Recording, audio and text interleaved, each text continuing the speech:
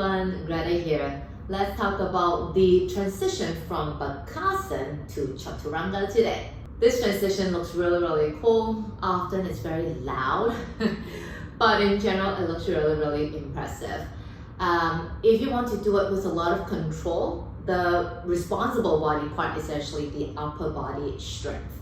Now that will come over time, with your consistent practice, but for those of us who are still trying to get used to this movement, let's talk about how the lower body should do in order to get you into this transition.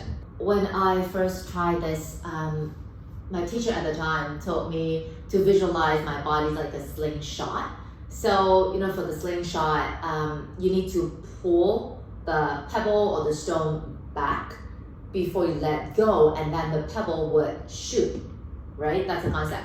So imagine your body is like a slingshot. So for Bakasana, in order to jump the legs back, you need to shift the body a little bit more forward so that you have the power to send the legs back. So for this transition, you need to be quite comfortable in your Bakasana, right? So especially when you need to shift a little bit forward.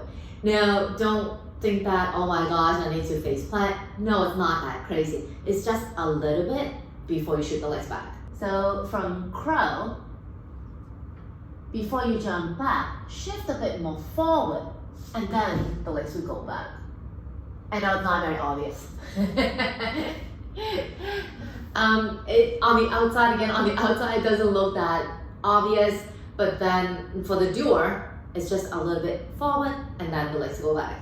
Another cue is when you are shooting the legs back, don't aim for the floor. If you aim for the floor, chances are you're just gonna collapse and fall down. Even though I know, you're gonna land in Chaturanga, the toes need to be on the floor, you don't wanna think about that. You actually want to think about sending the legs to the back of the room.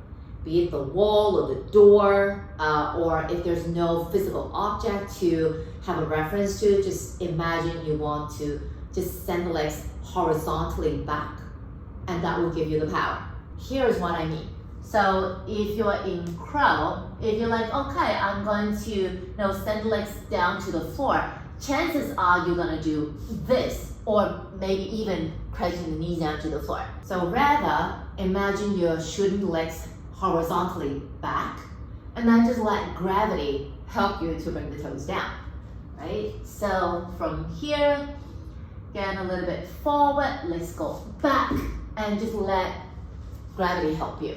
Just make sure that before you jump back, your toes are tucked so you don't land on your toenails, you land on your toes. So just have a reminder of that. The transition looks very natural.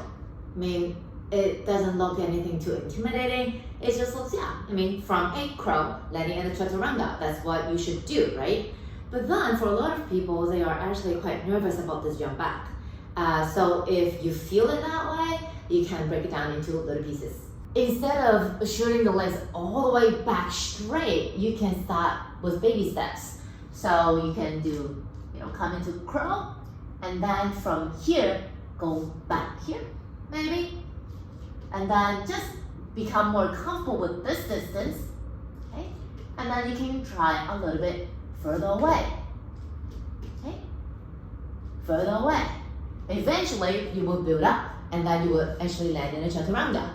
And also, this baby step movement would also help you to constantly remind yourself, hey, toes need to tuck, because if not, your toenails are gonna hit the floor, and that won't be very comfortable. Another very important element is just before you jump back, you need to check that this part of the body is extra solid.